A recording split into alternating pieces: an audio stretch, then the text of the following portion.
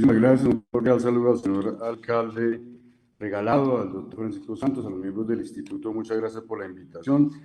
Me han convocado a compartir algunas reflexiones como académico y experto en temas de seguridad sobre cómo se observa la situación colombiana en esa materia. Quisiera comenzar en 5 minutos simplemente enunciando algunas tesis. Hace 3 días, 4 días, se realizó en la ciudad de Cali, con la participación del señor presidente López Obrador de la República de México, una cumbre convocada junto al presidente de Colombia a nivel latinoamericano para discutir, y como dijo el presidente Petro, para hacer escuchar la voz de la región en materia de lucha contra las drogas. Esa reunión coincidió además con la presentación el día de ayer del informe de Naciones Unidas de la Oficina de Naciones contra Drogas y el Delito de la ONU sobre cuál es el estado de los cultivos de coca en Colombia. Ese dato señala que en 2021 tenía el país 204.000 hectáreas de coca y en 2022 230.000, 13% más. También señala que en materia de productividad, de producción de clorhidrato de cocaína, pasó de 1.400 toneladas a 1.738 toneladas, 24% más en lo que va corrido de la administración actual. También otro dato importante es que el departamento del Putumayo, en la frontera con la República de Ecuador, se pasó en un año de 28.000 hectáreas de coca a 48.000 hectáreas de coca, 77% más, lo cual además tiene relación directa con la situación de violencia que se está viviendo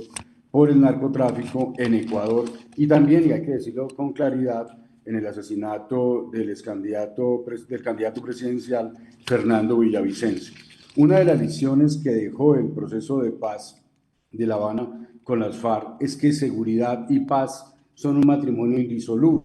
Y seguridad y paz en Colombia tiene que ver con economías ilícitas, fundamentalmente con el tema de las drogas, cocaína y marihuana, y con la extracción ilícita de minerales que tiene lugar en varias regiones del país. La lección de ese proceso con las FARC es que de regiones donde hay una fuerte presencia de economías ilícitas, de donde se desmovilizaron y desarticularon estructuras de guerrilla de las FARC, surgieron rápidamente nuevos grupos armados. Fueran conformados por exintegrantes de la guerrilla, por reincidentes de las FARC o por miembros de otras organizaciones que llegaron a copar áreas donde lo que se pretende es el control territorial para el control de las economías ilícitas, sean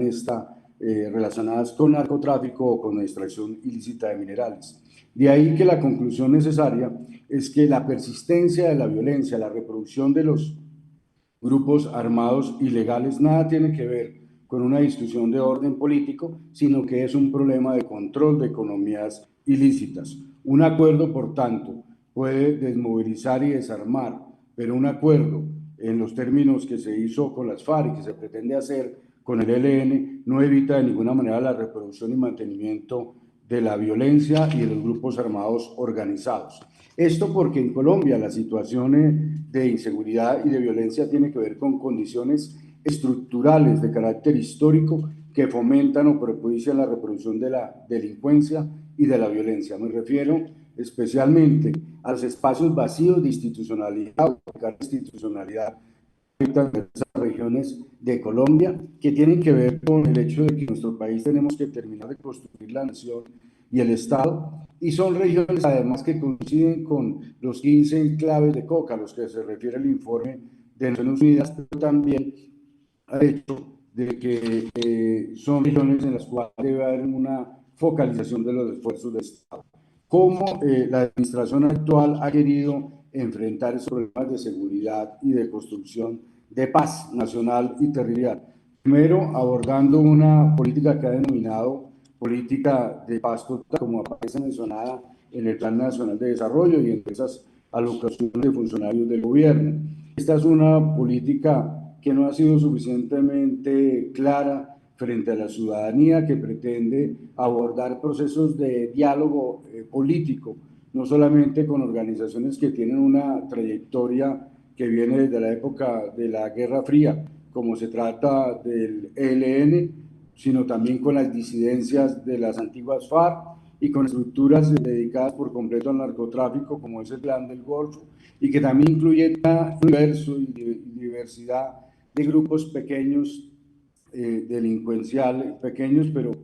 pero muy fuertes en las regiones, en distintas partes del país. Digamos, universo tan grande ha hecho que existan diversas iniciativas caminando por parte del gobierno nacional, pero que han generado una enorme confusión y que aún hoy no está claro que vayan a conducir a ningún acuerdo ni tampoco a ninguna reducción de leyes, la reducción de factores dinamizadores de la misma, que son las economías ilícitas. Un elemento central de esa política de paz total ha sido el de proponerse un cese al fuego bilateral, nacional y temporal, como se suscribió con el ELN, como se pretendió hacer con el Clan del Golfo, y que hoy busca incluir ceses al fuego multilaterales, sea producto del liderazgo de la Oficina del Alto Comisionado para la Paz, que es una institución de la Presidencia de la República, o sea resultado de los diálogos y conversaciones que sostengan los propios grupos armados organizados, lo cual plantea diversas inquietudes de lo que tiene que ver con la vigencia del Estado de Derecho y de la capacidad de condicionar que tendrían los acuerdos de tales grupos al Estado colombiano. Esto ha venido generando confusión en la fuerza pública, porque dicho se implican operaciones ofensivas, pero son acciones defensivas, señala el ELN, mientras continúan dedicados al narcotráfico y a la extracción ilícita de minerales, continúan delinquiendo las regiones y afectando los derechos ciudadanos. Una consecuencia adicional de este planteamiento, de esta política, es que en el discurso pareciera prescindirse de la aplicación de la ley como corresponde en el Estado Social de Derecho, y más bien hay una narrativa que favorece los intereses delincuenciales o que pretende abordar de una manera diferente, comprensiva, blanda si se quiere, la lucha contra el delito.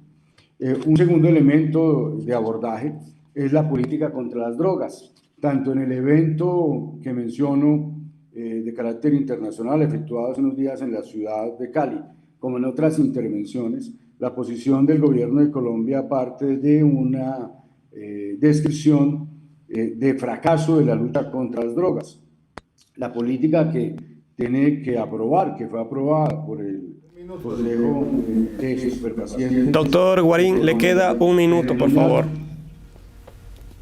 Se denomina de la guerra contra las drogas al cuidado de la vida. Y esto ha llevado a una decisión que mencionaba el presidente López Obrador de no uso de la fuerza, que al final va a terminar llevando al país a nadar en cocaína. El fiscal general de la Nación rechazó esa política, señaló que trataba más de un plan social y ambiental y no de una política contra el crimen. Escenarios complicados hacia adelante, sí. Hay un riesgo de expansión de grupos armados en territorio y en número de sus miembros, como sucedió con el cese de 101 días en 2017 con el ELN. Segundo, va a haber una agudización de la confrontación por el control territorial entre grupos armados organizados con graves consecuencias de carácter humanitario. Tercero, hay un debilitamiento del cumplimiento del deber de garantía por parte del Estado de los derechos humanos de la población en territorio. Cuarto, va a haber una confusión y pérdida de capacidad de corrupción de la fuerza pública. Quinto, va a aumentar la importancia del mercado interno de drogas.